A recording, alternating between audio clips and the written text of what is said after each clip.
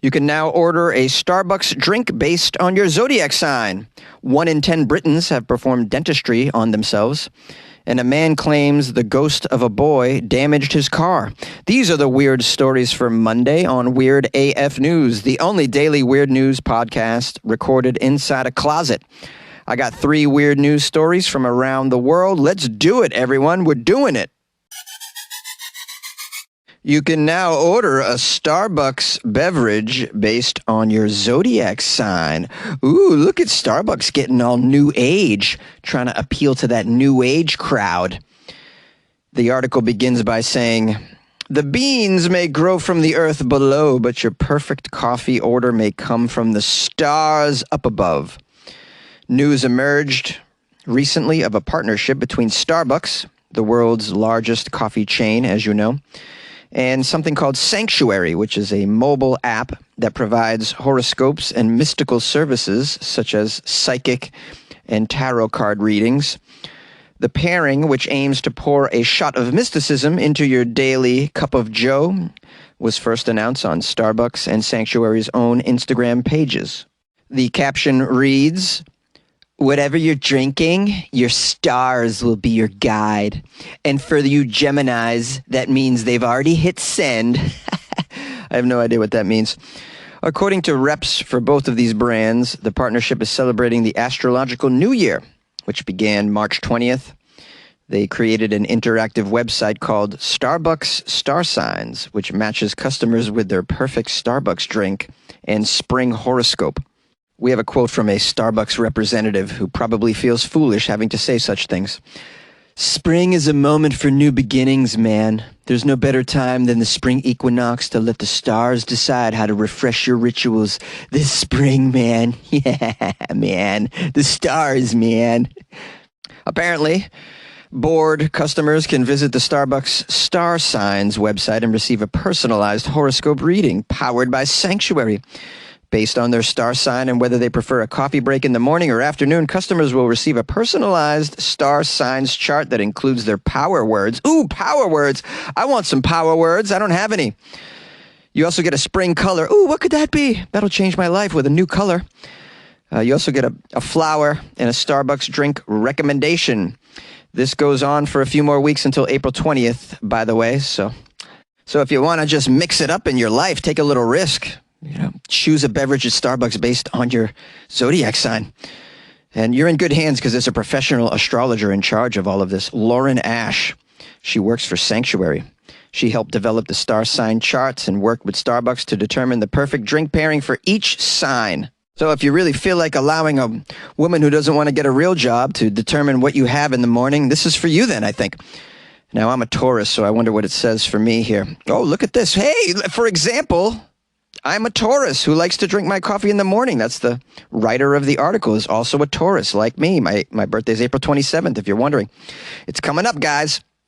Okay, so it says the results of the reading revealed that this person's power words for Taurus are, and these are my power words, dependable, focused, and resilient. Ooh, that sounds like me. I'm definitely resilient, right? I record a podcast in a closet when it's 125 degrees. I'm also dependable. I put out the podcast 5 days a week. Been doing it for years. Focused, not too sure about that. It depends on the chemicals I'm on. Okay, so the color is soft jade. Ooh, that's a lovely color for me as well. I like jade. And here's the official drink for Taurus. An iced matcha latte. I do like matcha. It's not my drink of choice, though, if I'm going to Starbucks, but it's okay. I like more caffeine infused in my morning beverages. Now, according to Lauren Ash, the professional astrologer, all of these choices were deliberate based on the astrological sign of Taurus. We have a quote from our professional astrologer, Lauren, who says, "When developing the star sign and drink pairings, we looked at the core personality traits of each sign to identify a beverage that acts as an expression of your planetary ruler. March is the start of Aries season. Aries are known to be bold and confident. These readings are designed to empower everyone, regardless of their star sign, to lean into that energy in the fresh start of spring."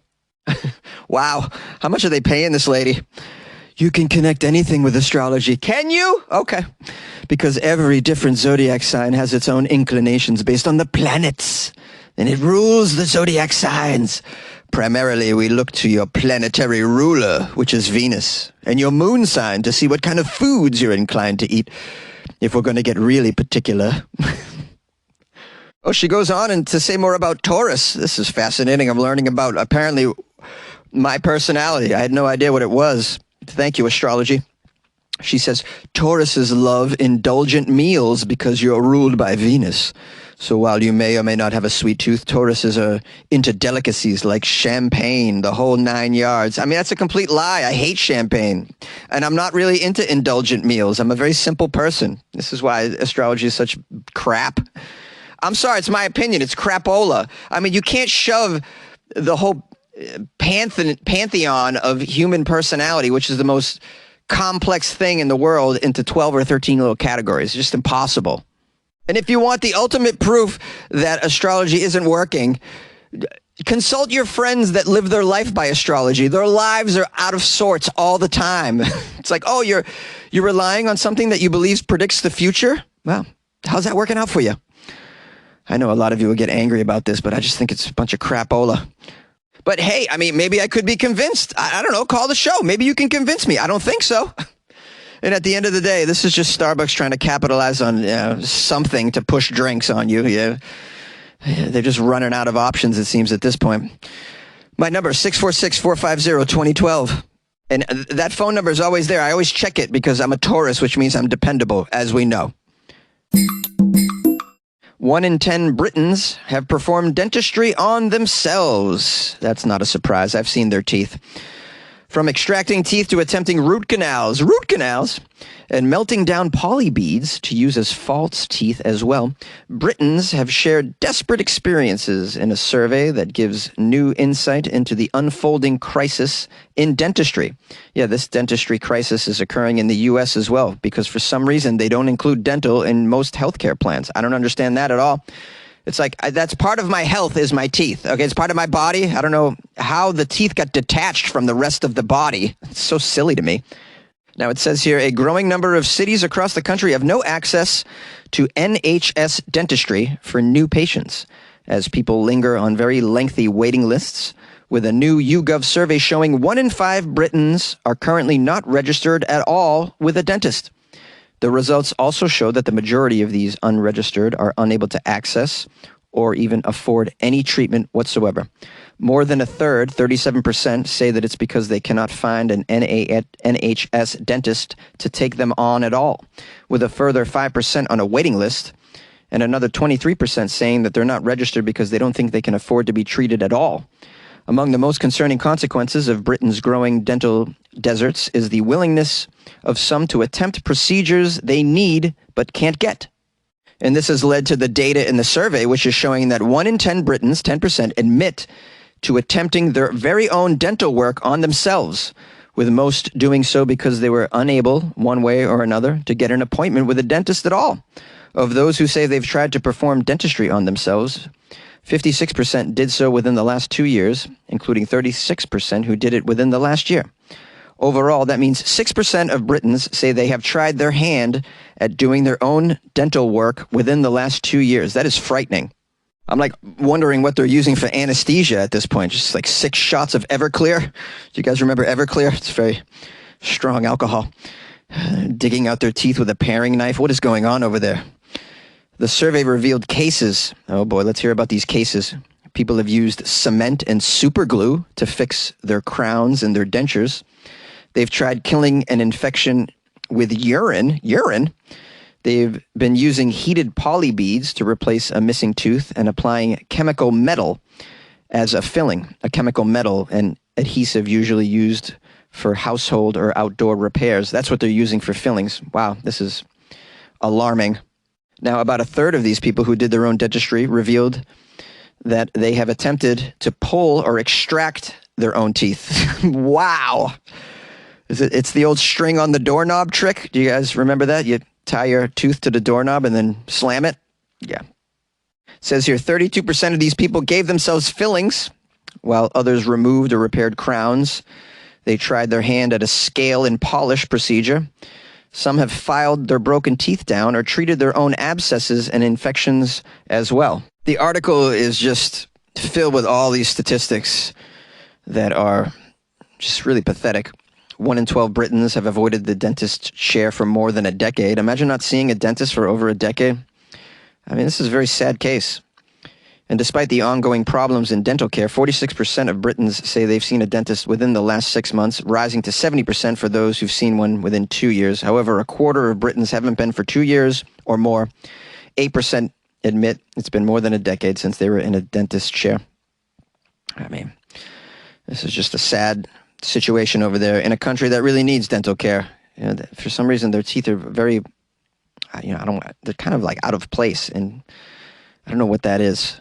It's just, I assume it's genetics, but I don't mean to punch down on the teeth of Brits, but I mean, we all know it at this point.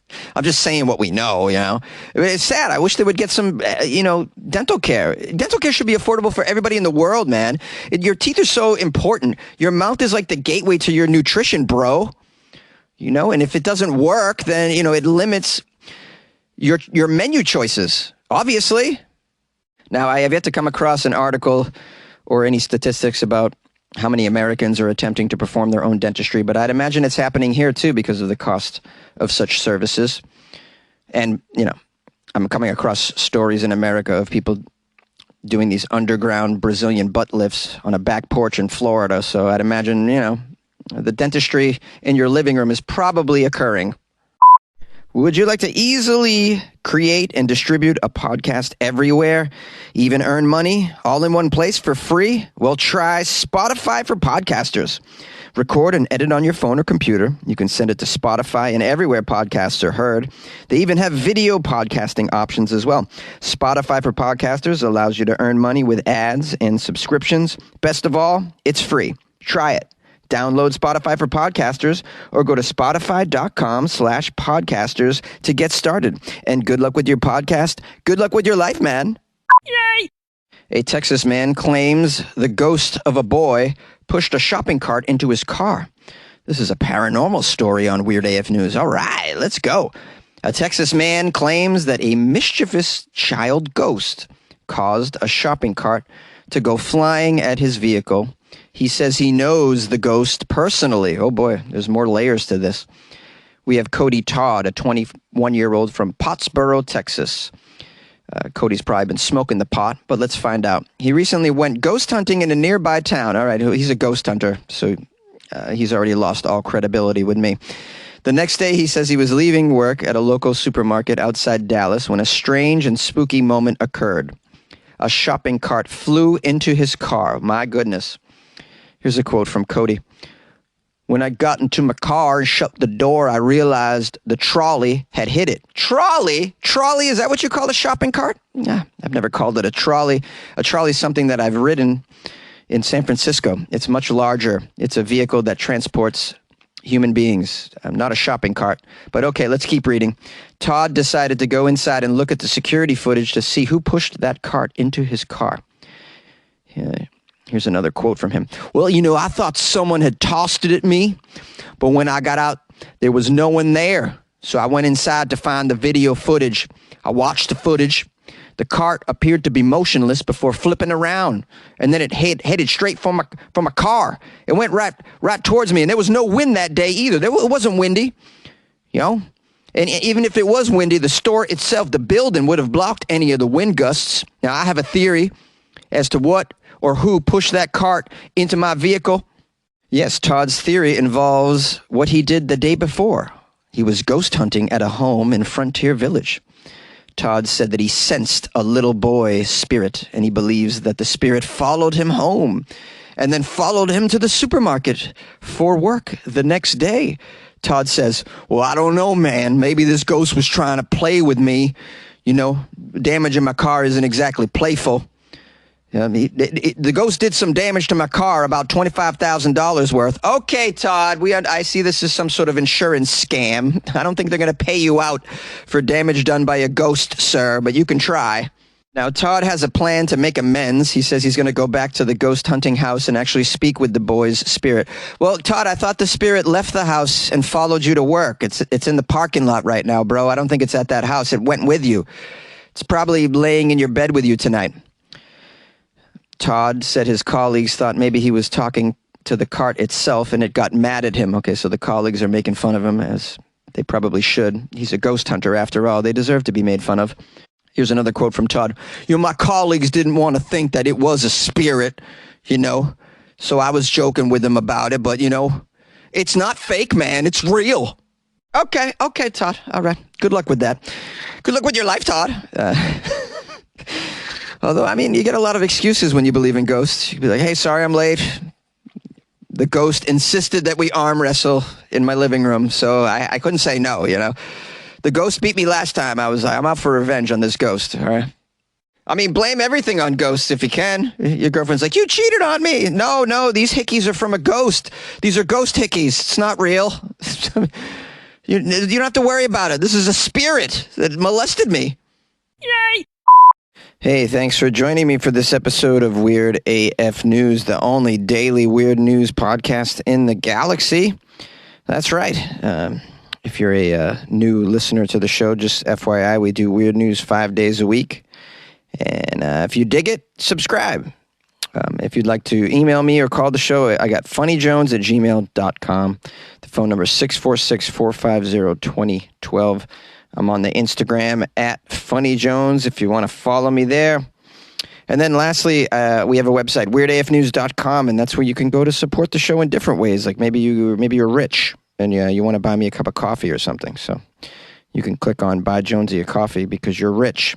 That's a thing you can do. Or you can join the Patreon, which is like buying me a coffee every month. If you're like ultra rich, you could do that.